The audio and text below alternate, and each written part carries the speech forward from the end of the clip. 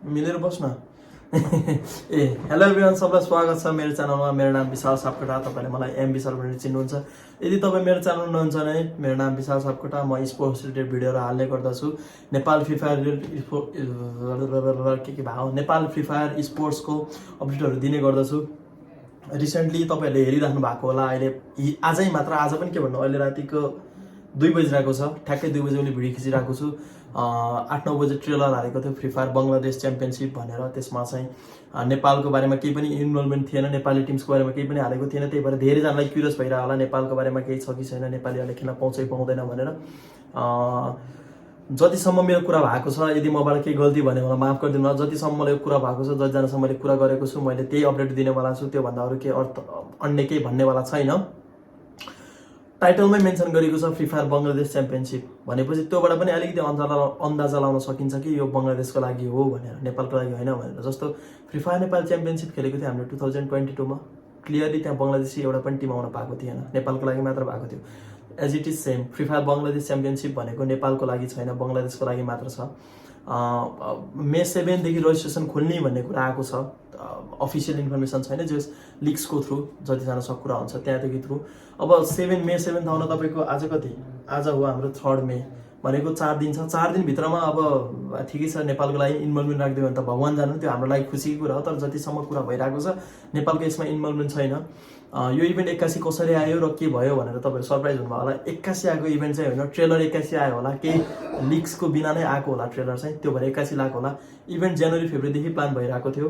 मलाई चाहिँ यो इभेन्ट मार्चमा थाहा थियो। मार्च 20मा मेरो कुरा भएको थियो सिङ्गापुरमा। कुरा हुँदाखेरि चाहिँ मैले चाहिँ जस नेपाल बङ्गलादेशलाई सोधेको थिएन, मैले चाहिँ स्पोर्ट्स वर्ल्ड कपमा नेपालको इन्भल्भमेन्ट छ कि छैन, नेपाली टिम्सहरू जान पाउँछ कि पाउँदैन भन्दाखेरि क्लियरली त्यहाँ चाहिँ नेपाली टिम्स जान पाउँदैन, तर बङ्गलादेशको लागि स्लट छ भनिसकेको थियो। बङ्गलादेशको लागि कसरी स्लट छ भने एफएफबिसी आउँदैछ, त्यसमा चाहिँ बङ्गलादेशी टिम्स त्यहाँ त्यसको थ्रु चाहिँ स्पोर्ट्स वर्ल्ड कप खेल्छ भनेको थियो। फेरि तपाईँले के भनेन, यो त पहिले भन्नुपर्ने कुरा भनेन, हामीलाई किन थाहा भएन भन्नु होला।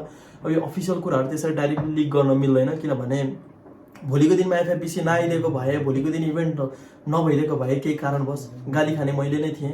प्लस अफिसियल कुराहरू लिक गर्नु भनेको गैनाको नजरमा नराम्रो हुनु, मलाई नराम्रो हुनु चाहिँ छैन। नेपालको लागि इभेन्ट आओस्, नेपालको लागि केही होस् भनेर हामी तातिरहेको, केही लागिरहेको नि त। त्यही भएर अब यसमा हामी इन्भल्भ भएको चाहिँ छैनौँ, हामी इन्भल्भ हुन सक्दैनौँ यो इभेन्टमा। तर पनि हार नमान्नु। के भन्न चाहन्छु भने बसिरहनु। के थाहा बङ्गलादेशको यसरी एफएफबिसी जस्तो नै एफएफएनसी प्लान भइरहेको छ कि free fire Nepal championship plan भइरहेको छ कि भएको थियो, अब गरिनलाई थाहा छ। त्यही हो। अब अलिअलि दुःख त लाग्छ, तर congratulation to all the Bangladeshi player, team, organisation, creator सबैलाई। किनभने आप लोग के लिए इवेंट आया है। अभी मेरा एक बंदे से बात हुआ था, बांग्लादेश वाले बंदे से बात हुआ था, स्पोर्ट्स वाला बंदे थे, वो बोले थे ऐसा लगा कि ईद ही आ गया भनेको, एउटा ईद नै आए जस्तो फिल भयो। ईद भनेको एकदम मुस्लिमको लागि एकदम ठुलो चाड हो नि त।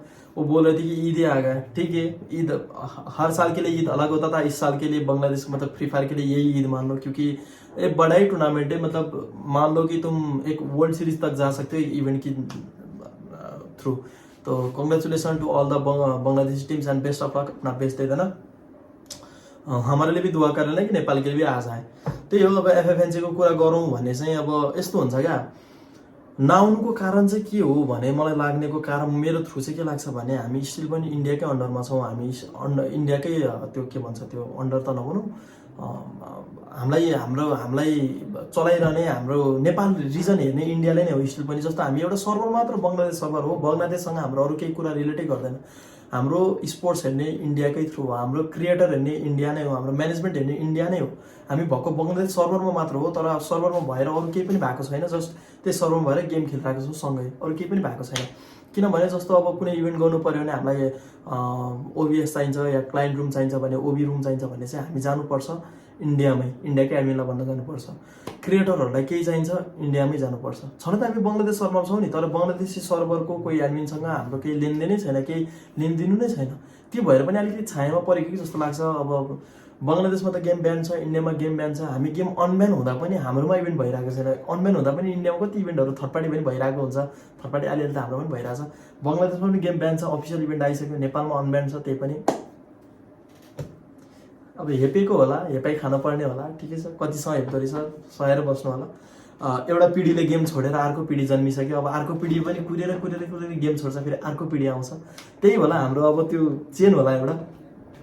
अर्को कुरा भनेको गरिनाले नेपालबाट डाइरेक्ट एडभान्टेज पाइरहेको पनि छैन भनेको, टपअपहरू पनि डाइरेक्टली हुँदैन, डलरहरूको थ्रु सेलको थ्रु भइरहेको हुन्छ। त्यो भएर पनि अलिकति नेपालको डाइरेक्ट रिजल्ट नपाएको भएर पनि हुनसक्छ। तर स्पोर्ट्स र यो टपअपसँग चाहिँ अलिकति मेल चाहिँ खाँदैन। प्लस भ्युअरसिपले पनि म्याटर गर्छ। भ्युअरसिप राम्रो थियो। रिसेन्टली हाम्रो गोर्खा कप भइरहेको, त्यसमा फाइनलमा हाम्रो म्याक्स भ्युअरसिप भनेको 1200सँग गएको थियो। त्यो भनेको 1.5 छ भन्ने सुन्नमा आउँदा पनि त्यो 1200 भनेको धेरै नै राम्रो लाग्छ मलाई, किनभने पहिला त्यस्तै इभेन्टहरू गर्दाखेरि पनि 800, 900, 1000 आउँथ्यो भनेको। अहिले पनि त त्यही रेसियोमा चलिरहेको छ भनेको, 1.5 नै त भन्न मिल्दैन। पुरानो प्लेयरहरूले गेम छोड्यो भन्दैमा, पुरानो टिम्सहरू पुरानो गिल्डहरू देखिँदैन भन्दैमा स्पोर्ट्स डेड छ भन्न चाहिँ मिल्दैन। किनभने अब म्याक्स टु म्याक्स पुरानो टिम्स, पुरानो स्पोर्ट्स टिम्स या पुरानो प्लेयरहरू 200-300 जना छोडेर त 200-300 जनाले छोड्दैमा गेमै डेड हुन्छ भन्ने त हुँदैन नि त। त्यो छोडेपछि त फेरि एउटा नयाँ मेटा आयो, नयाँ टिम्सहरू आएर रुल गरिरहेको छ नि त। त्यो भएर गेम डेड नै छ भन्नु मिल्दैन। अब स्पोर्ट्स चाहिँ डेड भन्न मिल्छ। स्पोर्ट्स डेड कुन सेन्समा भन्न मिल्छ भने अफिसियल इभेन्ट नआएको भएर टिम्सहरूको त्यति एक्टिभनेस नदेखिएको, प्लस भ्युअरहरू पनि त्यति धेरै नदेखिएको भएर डेड भन्न, त्यो सेन्समा डेड भन्न चाहिँ मिल्छ। ठिकै छ नेपाली केटाहरू, तिमीहरू हार नमान, तिमीहरूको लागि पनि केही प्लान भइरहेको हुनसक्छ। केही चाहिँ अहिलेसम्म चाहिँ छैन है, फेरि अहिलेसम्म केही छ भने चाहिँ म भनिदिन्छु। अहिले चाहिँ भनिदिन्थेँ किनभने FFBC अब कुरा हुँदा त्यो बेला थाहा थियो, त्यो बेला मैले भन्न चाहिनँ किनभने लिक नगराउनु। अहिले चाहिँ केही थियो भने चाहिँ लिक गरिदिन्थेँ है, किनभने हुन्छ नि त एउटा तिमीहरूलाई पनि एउटा त्यो दसैँ आए जस्तो हुन्थ्यो नि त। ठिकै छ, बेस्ट अफ लक।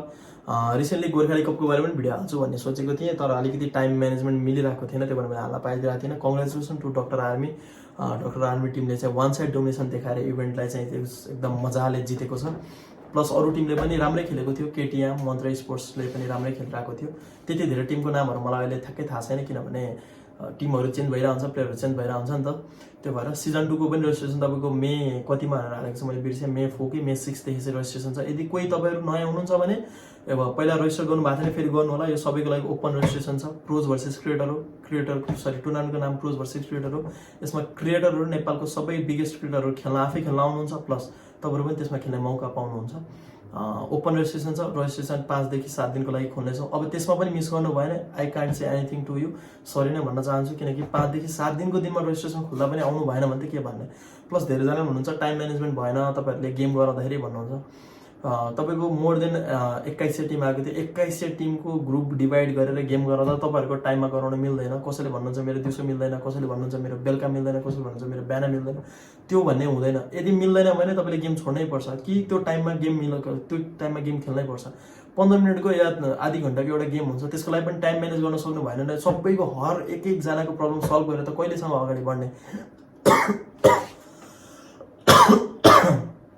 जुन टाइममा तपाईँहरूको एडमिनले दिएको हुन्छ त्यो टाइममा तपाईँहरू आउनु नै पर्ने हुन्छ, किनकि 21 टिम भनेको थोरै हो भने तपाईँको मिनिमम पनि 200वटा ग्रुप बन्छ। 200वटा ग्रुपको गेम बनाउँदा कति गाह्रो हुन्छ। त्यो पनि 3 दिनदेखि 4 दिनमा सक्नुपर्छ। त्यो भएर भ्याउनुहुन्छ भने आउनुहोस्, खेल्नुहोस्। भ्याउनु हुँदैन भने हामी रियली सरी, त्यसमा चाहिँ म केही गर्न सक्दिनँ। त्यसपछिको दिनमा लिगको दिनमा केही गर्नुपर्ने गराउन। प्लस सिजन 1 मा कमजोरीहरू धेरै भएको थियो, किनभने म धेरै पछि ब्याक आएको थिएँ, सिनारियो बुझेको थिइनँ, टिम्सहरू बुझेको थिइनँ, अब म्यानेजमेन्टहरू थाहा थिएन। त्यो भएर अलिकति ल्याग भएको थियो। तर 1 दिनदेखि 2 दिन मात्र हो, फेरि तेस्रो दिनदेखि एम विशाल ब्याक भइसकेको थियो। प्रडक्सन टप नच, नेपालकै अहिलेसम्मको बेस्ट प्रडक्सन दिएको थिएँ।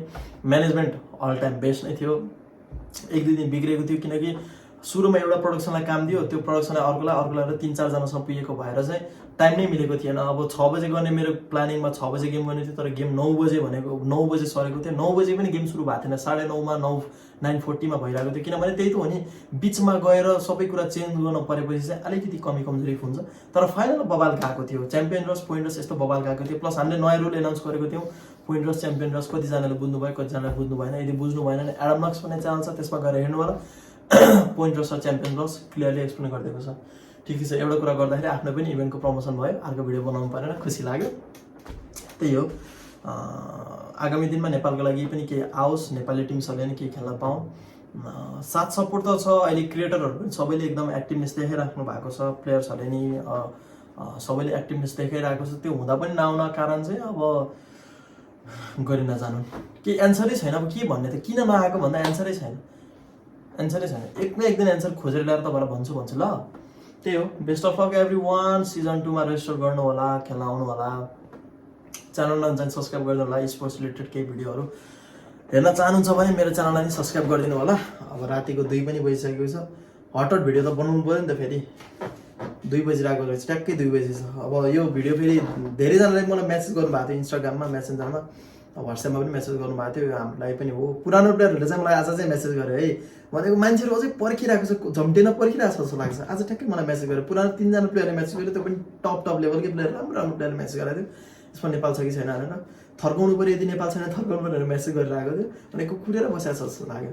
नेपाल चाहिँ छैन, त्यो भएर पनि मैले चाहिँ भिडियो बनाउन कारण चाहिँ त्यो पनि हो कि धेरैजना चाहिँ एकदम फेरि हुन्छ नि त, उत्सुकता हुन्छ नि त, अब यसरी भिडियो बनाएर कसैले पनि हाल्दैन, त्यही भएर हाल्न जरुरी पनि छ। त्यही हो, अब के कुरा भन्न बिर्सियो होला, अर्को भिडियोमा समावेश गर्नेछु। आजको भिडियो यति रिटर्न गर्न चाहन्छु। कुनै दिन नेपालको लागि नै आउँछ भन्ने आशा राख्दै आजलाई बिदा लिन चाहन्छु। जय नेपाल, जय गरिना फ्री फायर।